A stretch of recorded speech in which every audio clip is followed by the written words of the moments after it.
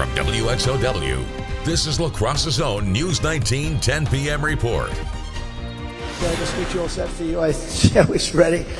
Yeah, they said, sir, you're actually doing a town hall. I said, oh, nobody told me that.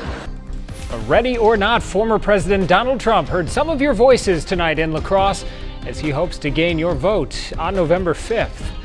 Good evening. Thanks for joining us. I'm Dustin Lukey. La Crosse ended up waiting a little longer than expected for the former president's town hall this evening, which was scheduled to start at 6 p.m. Trump's plane first arrived at the La Crosse Regional Airport right around 6:30. The former president was then greeted by Congressman Derek Van Ordon, former Governor Tommy Thompson, and Brian Schimming, the chairman of the Republican Party of Wisconsin. Now, once he took the stage at the La Crosse Center, Trump fielded a handful of questions during the roughly 34-minute town hall session hosted by former Democratic presidential hopeful turned independent Tulsi Gabbard. She began the questioning by sharing her own difficult experience with in vitro fertilization to try to start a family. In his response to that, Trump introduced a new policy proposal for IVF, and I've been looking at it, and what we're going to do is for people that are using IVF, which is fertilization, the government is going to pay for it, or we're going to get or mandate your insurance company to pay for it, which is going to be great. We're going to do that. Reproductive care also became a point of criticism. The former president lobbed at the Democratic nominee for vice president, Minnesota Governor Tim Walz. After first using Walz's own word for Trump and J.D. Vance against the Minnesota governor, calling him, quote, weird, the former president then painted Walz as an abortion extremist. And I'd love to win Minnesota because those people aren't digging this guy. They're not digging this guy.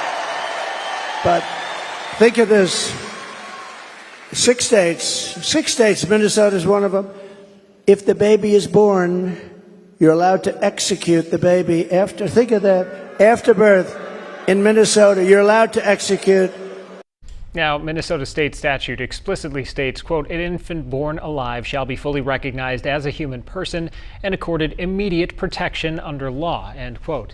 Trump's remark deals with the 2023 law signed by Governor Walz that changes a state statute dating back to 1976, which says that if a child is born alive following an abortion after the 20th week, a doctor will take all reasonable measures, quote, to preserve the life and health of any live birth.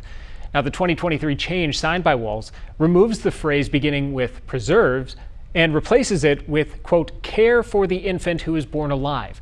Pro-life advocates have suggested that change means life-saving measures would no longer be taken, but supporters of the change say that's not the case, arguing the idea of comfort care only applies when a fetal condition is ultimately fatal. Now, the former president did also respond to questions tonight about the border, international relations, and the economy, largely criticizing the Biden-Harris policies for issues with all those topics. But when it comes to the latter, Trump said he would like to see the Alaskan National Wildlife Reserve opened to oil drilling, which he claims would largely bring down costs of fuel, energy, food, and lead to interest rate cuts. Now, throughout the evening, we also heard from more of your voices, a wide range of Trump supporters down at the town hall event as they awaited his arrival. Our team coverage continues with News 19's Heather Armstrong. And Heather, what were people saying there today? Well, Dustin, at 5, I spoke with 2 UWL students who say they might be in the minority when it comes to their political views, but they've bonded over their decision to back Donald Trump. And tonight, they said they were happy to be able to share their excitement about Trump's visit openly with other like-minded voters. Now, if you looked around, you'd see people of all ages from varying backgrounds.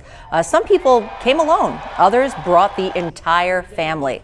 Whether they were there for the issues or for the experience, all agreed that Donald Trump did not disappoint. I thought it was excellent. I thought he touched on a lot of really big key points, things that are bothering all of us. Gas prices, the economy, grocery prices, prices of homes. I mean, it's gotten to be outrageous, especially with the interest rates. I thought it was cool. I liked how the Secret Service maneuvered him around. Just kind of here to see how it works. Trying to see who I would vote for when I'm older. Now, it seemed like everyone I spoke to had nothing but good things to say. I heard that it was finally nice to see him in person rather than on TV. And the only negative was that some people expected him to speak a bit longer. Oh, and one Trump supporter shared her husband's text with me, complete with an image of how long the line was. She said he turned around, he went home. Yeah. Another person told me that he was turned away because the center was at capacity. Yeah, we saw that on our live downtown camera earlier this evening as the event was getting closer. People were being turned away. Thank you, Heather, for being down there tonight. Capacity for the La Crosse Center Arena in this format was about 7,500 people. And as we saw earlier, Republican 3rd District Congressman Derek Van Orden was with Trump tonight after the 3rd District Congressman and his wife greeted the former president on the tarmac. He joined the motorcade procession to the La Crosse Center. As for the town hall itself, Van Orden says Trump delivered. Southwestern Wisconsin and La Crosse are ready for a positive change, and that change is getting President Trump back into office. And he talked about the issues that are concerning people because this was a town hall. People were worried about filling up a gas tank and a grocery cart on the same day in the United States. He addressed that directly. Van Orden also commented on how some former Democrats have now thrown their support behind Trump, noting that Gabbard, the moderator, and Robert Kennedy Jr. now support him. On the other side of the political spectrum, U.S. Senator Tina Smith from Minnesota and Wisconsin's Lieutenant Governor Sarah Rodriguez held a press conference today to criticize the Project 2025 agenda that's been tied to Trump's campaign. Senator Smith and Lieutenant Governor Rodriguez focused on the potential economic impact of Trump's policies, which they say will disproportionately affect middle class and working families in Wisconsin. You are a regular working middle class family in Wisconsin or in Minnesota, you can expect your taxes to go up under a Trump administration. Donald Trump has shown us over and over again that he is fighting for himself and his big billionaire donors and leaving the rest of us holding the bag. Lieutenant Governor Rodriguez urges Wisconsin voters to consider the impact of these policies on their everyday lives. And Vice President Kamala Harris also sat down for her first interview since becoming the Democratic nominee for president tonight. During that interview with CNN, Harris was asked if she would appoint a Republican to her cabinet if elected. Yes, I would. Anyone in mind? Yes, I would. No one in particular in mind. We got 68 days to go with this election, so I'm not putting the cart before the horse, but I would. I think it's really important. I have spent my career inviting diversity of opinion. I think it's important to have people at the table when some of the most important decisions are being made that have different views, different experiences. And I think it would be to the benefit of the American public to have a member of my cabinet who was a Republican. Harris was joined in that interview by Governor Walz, who with his wife will be in Milwaukee on Monday. And as we've reported, President Biden is planning a trip to southwest Wisconsin next Thursday, 1 week from today. And a local political analyst says that raises a question about stereotypes in politics. Anthony Chergosky told us one belief is that rural tends to mean Republican, while urban means Democrat.